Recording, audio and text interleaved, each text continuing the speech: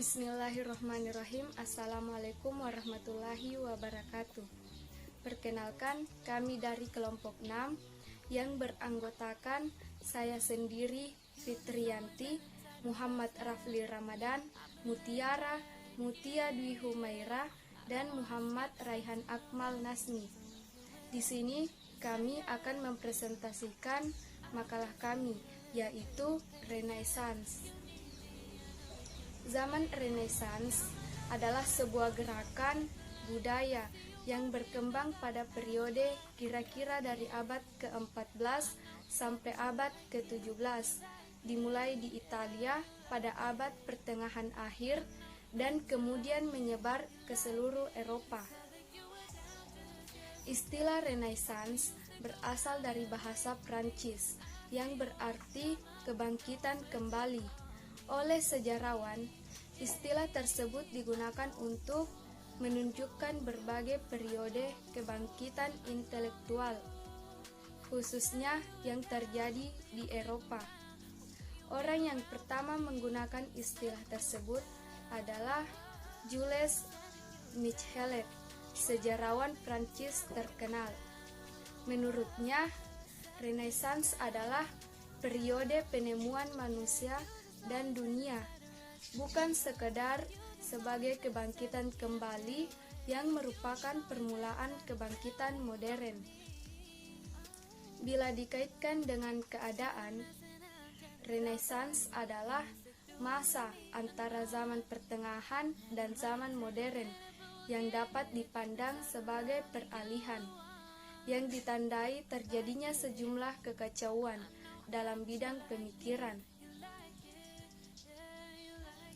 Di satu pihak, terdapat astrologi, kepercayaan yang bersangkutan dengan dunia hitam, perang-perang agama, dan sebagainya. Dan di lain pihak, muncullah ilmu pengetahuan alam modern, serta mulai berpengaruhnya suatu perasaan hidup baru.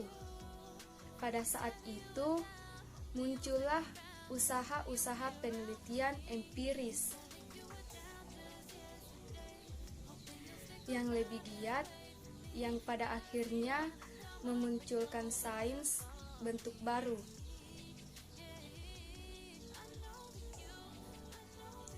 Awal mula dari suatu masa baru ditandai oleh suatu usaha besar dari Descartes, yaitu pada tahun 1596 sampai 1650 Masehi, untuk memberikan kepada filsafat suatu bangunan yang baru. Dalam bidang filsafat, zaman Renaissance kurang menghasilkan karya penting bila dibandingkan dengan bidang seni dan sains. Namun, di antara perkembangan itu terjadi pula perkembangan dalam bidang filsafat. Latar belakang timbulnya Renaissance jika dilihat dari beberapa aspek adalah kondisi sosial, budaya, politik, dan ekonomi abad pertengahan. Kondisi sosial saat itu kehidupan masyarakat Eropa sangat terikat pada doktrin gereja. Segala kegiatan kehidupan ditujukan untuk akhirat. Masyarakat kehilangan kebebasan untuk menentukan pribadinya dan kehilangan harga dirinya. Kehidupan manusia tidak tenteram karena senantiasa diintip oleh intelijen gereja, sehingga menimbulkan sikap saling mencurigai dalam masyarakat. Kondisi budaya, terjadi pembatasan kebebasan seni dalam arti bahwa seni hanya tentang tokoh-tokoh Injil dan kehebatan gereja. Semua kreasi seni ditujukan kepada kehidupan akhirat sehingga budaya tidak berkembang. Demikian pula dalam bidang ilmu pengetahuan karena segala kebenaran hanya kebenaran gereja. Kondisi politik, raja yang secara teoristis merupakan pusat kekuasaan politik dalam negara, kenyataannya hanya menjadi juru damai kekuasaan politik ada pada kelompok bangsawan dan kelompok gereja. Keduanya memiliki pasukan militer yang sewaktu-waktu dapat digunakan untuk melancarkan ambisinya. Karakteristik zaman Renaissance. Renaissance merupakan titik awal dari sebuah peradaban modern di Eropa. Esensi dari semangat Renaissance salah satunya adalah pandangan manusia bukan hanya memikirkan nasib di akhir seperti semangat abad tengah, tetapi mereka harus memikirkan hidupnya di dunia ini. Renaissance menjadikan manusia lahir ke dunia untuk mengolah, menyempurnakan, dan menikmati dunia ini baru. Setelah itu menengahkan ke surga. Tokoh Zaman Renaissance.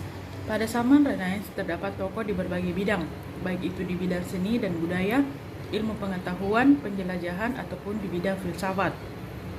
Satu, di bidang astronomi, yaitu Nicolaus Copernicus, seorang astronom, matematikawan, dan ekonom yang berkebangsaan Polandia.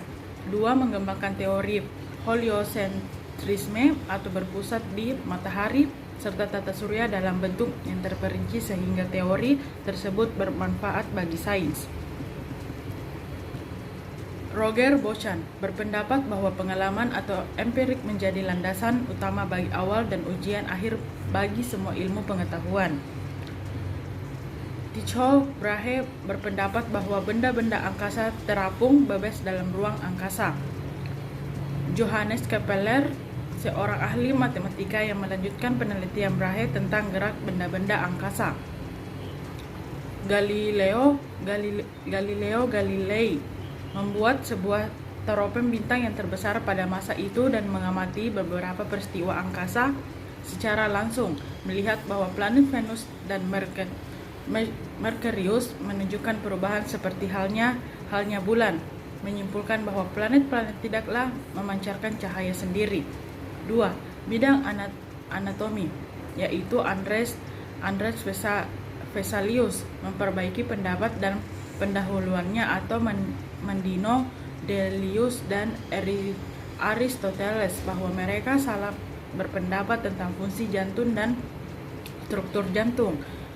Vesalius menyatakan jantung memiliki 4 ruang, 2 lobus hati, dan pembuluh darah berawal dari jantung bukan hati. 3. Penjelajahan, yaitu Christopher Columbus, Ferdinand Magellan. 4. Bidang seni dan budaya, yaitu Albrecht Dürer, Desiderius Erasmus, Donatello, Ghirlandaio, Hans Holbein, Hans Memling, Hieronymus Bosch, Josquin de Vries, Leonardo da Vinci, Lucas Cranes, Michelangelo, Perugino, Raphael, Sandro Botticelli, Ticinio Vecelli. Kemudian dalam bidang ilmu negara, yaitu Niccolò Machiavelli. Cita-cita Machiavelli adalah memulihkan kebudayaan Romawi kuno dahulu. Dalam buku yang berjudul Dua Princes, Cara-Cara untuk Mempertahankan Negara, menurutnya kekuasaan dan kewibawaan penting untuk dipertahankan oleh seorang demi menjaga ketertiban masyarakat atau negara. Yang kedua, Thomas Hobbes. Pada tahun 1651 ia menerbitkan bukunya yaitu Leviathan. Ungkapannya yang terkenal adalah Homo homini lupus. Arti dari ungkapan ini berarti manusia senantiasa terancam keselamatan oleh sesamanya. Oleh karena itu, manusia memerlukan adanya lindungan bagi keselamatan warganya. Pusat lindungan itu adalah negara, maka negara harus mempunyai kekuasaan mutlak. Demikian beberapa hal yang telah saya paparkan sesuai dengan cara individual dari zaman Renaissance ini. Memang masih banyak teori dan orang-orang berjasa pada zaman ini, namun penulis hanya memaparkan beberapa bidang ilmu. Pengaruhnya cukup bermanfaat bagi pemikiran modern dalam penjelajahan sejarah manusia. Jasa-jasa Renaissance dalam perkembangan peradaban manusia. Itu yang pertama, tumbuhnya kebebasan, kemerdekaan, dan kemandirian individu. Yang kedua, berkembangnya ilmu pengetahuan, teknologi, seni, dan budaya. Yang ketiga, munculnya faham pemikiran baru seperti humanisme, rasionalisme, empirisme, dan materialisme. Yang keempat yaitu menguatnya kedudukan kaum borgois sehingga mereka tumbuh menjadi kelas penguasa. Yang kelima, mendorong pencarian daerah baru sehingga berkobarlah era penjajahan samudra. Yang berikutnya, penutup. Kesimpulan yang dapat dipetik dari materi tersebut adalah Renaissance berasal dari kata re atau kembali dan naître atau yang disebut juga lahir, berarti kelahiran kembali. Dalam konteks sejarah barat, istilah ini mengacu pada terjadinya kebangkitan kembali, minat yang sangat besar dan mendalam terhadap kekayaan warisan Yunani dan Romawi kuno dalam berbagai aspeknya. Saran penulis menyadari bahwa hasil makalah ini yang membahas tentang zaman Renaissance. Hal ini disebabkan karena keterbatasan ilmu dan literatur yang penulis miliki, sehingga penulis sangat mengharapkan kritikan terutama dari pembaca dan teman-teman. Adanya kritikan yang membangun bisa melengkapi makalah ini di masa mendatang. Hidup kesepian tanpa kekasih. Sekian, terima kasih.